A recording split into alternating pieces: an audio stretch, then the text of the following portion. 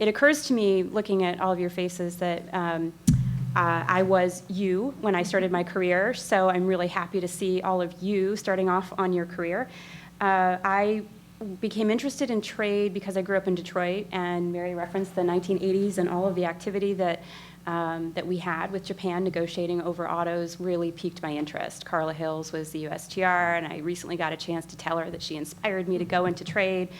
And I lived in Japan for a little while. I came back, I worked in Detroit, and then I came to Washington and I got my graduate degree, much like you all are, and went into government and really loved working for the government. I wanted to be a negotiator my entire career, but life just sort of changes a little bit. But I'm grateful for that because I spent 10 years in the government doing that, learning a lot. I mean, it really is. I am not an economist, so I will not be able to speak to the issues in the exact same way that my fellow panelists do. I'm more of a political economist. And so I'm just much more, I'm a pragmatist, and I draw from my experience in negotiations in a variety of settings. And then when I went to work for a corporation, I realized how little I actually knew about the way corporations think and make decisions. I knew what lobbyists would come and tell me their issues were, and I believed them, and they weren't, they were telling me the truth, but I didn't have all the context. I didn't know exactly what I should be asking them. And companies just make very rational decisions. So there's a lot of, I think, disconnect between the way we talk about these issues in the aggregate for the macroeconomy and the way that companies make individual decisions. And it's really important to keep both of those perspectives in mind, as well as just the perspective of workers in communities, because, for example, you can read a lot of stories right now about how firms that are steel users and aluminum users are suffering and may look at layoffs and wonder about the future of their company. At the same time, they're very sympathetic with people in their community who may have been employed in those industries and lost their jobs. So they are of two minds about the tariffs themselves. And it's important for us to constantly keep in perspective the way people are viewing these issues. And I think this is sort of the larger point that I wanted to make. When you read about these issues, when you look at these issues, I am by nature an optimist and a realist. I see lots of opportunity here as much as I see drawbacks and downsides. But I think it behooves everybody to really take into account a wide variety of perspectives and not just look at the macroeconomic numbers, because that just doesn't matter to the average person. It's not the way they view these issues. It's not the way they filter them.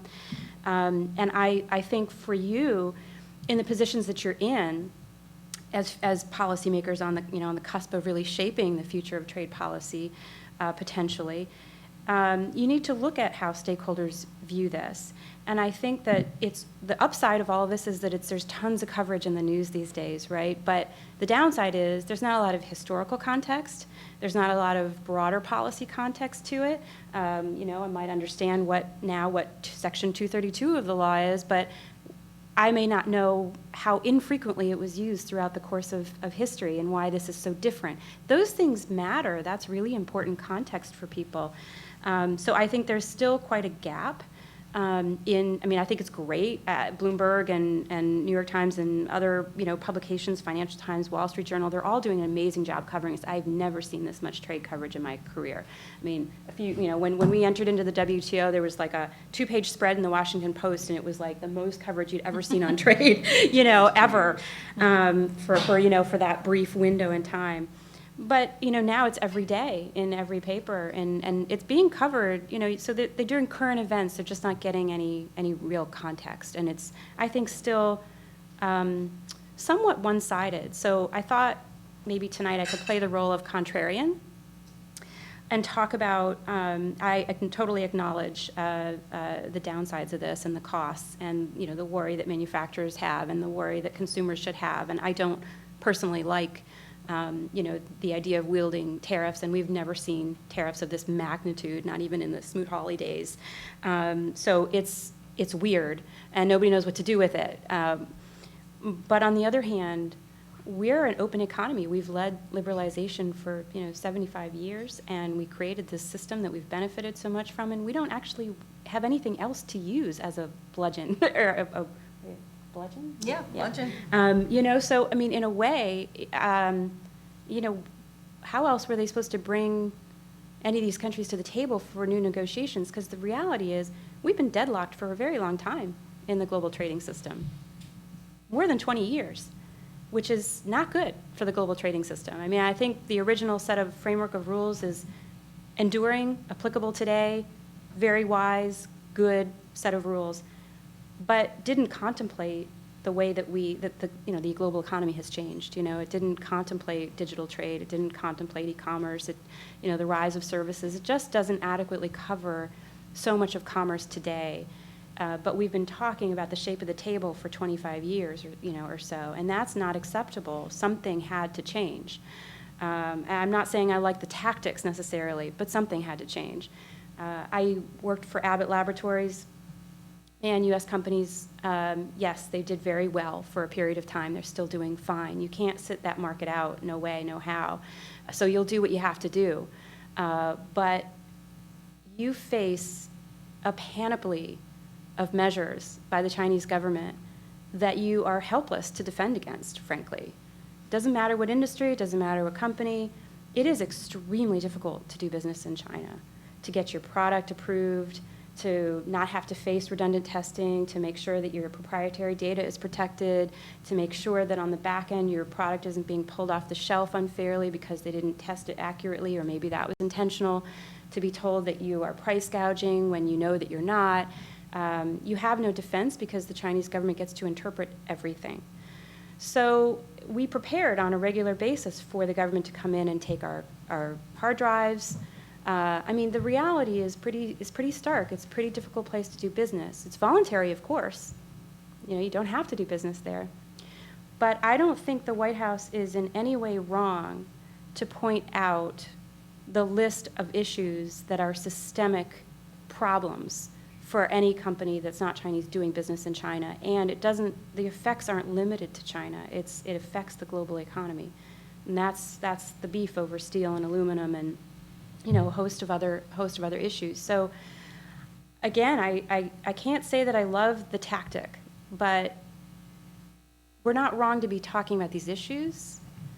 And it got the Chinese government's attention, for better or for worse, and not much else has for a very long time. So I think there's potential there. What worries me is that there's no answers. I haven't heard anybody articulate what would solve this list of problems. They're not easy to solve. That is the problem. And I think that's why I think it's going to be a very protracted period of time that we're in this sort of tariff war. But just to sort of leave it there and take your questions on specific issues like NAFTA and WTO and other things, I would just encourage you to keep an open mind and to be skeptical of everything that you read that isn't just straight news, because unfortunately we got ourselves in this pickle over the course of many years because, and I was part of this too, I loved it. Once I was a negotiator, I was like, oh, this is really elite. This is fun and it's elite and you hold all the information and all of that. But when we weren't talking to the public, we were alienating the public on trade policy and distancing ourselves from the public on trade policy and allowing for people to think that it's impenetrable when everybody can understand trade policy. It's what you use every day. It's what you wear on your back. It's what you drive. It's everything. And so that's why I created Trade Vistas, because I think we need to talk about trade in a much plainer, approachable way without speaking down to people, but explain the policy in simple terms and move away from the rhetoric, because it's the rhetoric that also gets us into trouble. It's when we exaggerate the benefits, in terms of number of jobs, or the other side exaggerates that trade was responsible for job loss, that we just don't move forward. And I think that's where we've been for a long time. Unfortunately, the rhetoric is pretty ratcheted up right now. President Trump likes to speak in those terms, but I think it's fairly intentional. And there are times when I think it's going to serve us well, because if you can call NAFTA disaster on the one hand, then you can negotiate something and say you fixed it. And if people want to only look at that in very simple terms, then guess what? We fixed it. But it was a third rail for 25 years. Nobody was willing to upgrade this thing, and now that he made the threats, we're we're modernizing it. So it's not all doom and gloom. I'm very pragmatic. I think that there's going to be some really interesting positive outcomes from this messy process. They wouldn't be tactics that I would feel comfortable deploying, but if it works, you know, let's see what happens. But keep your minds open. Be critical of everything, and find the silver lining in everything. Because the fun part of trade negotiations is you create. You know, it's not like there's pieces of paper, they're blank when you start, and you start writing the words on the page, and you start creating new rules, and you modify them to adapt to, the way the economy is now. And so anything goes. I mean, yes, you can rip up a trade agreement, but you can also negotiate a new one to take its place. It's not easy to do, but I think this administration is very serious about outcomes, that it's not just rhetoric. So anyway, I'll kind of leave it at that, and then just, on topics, I'll wait to hear your questions.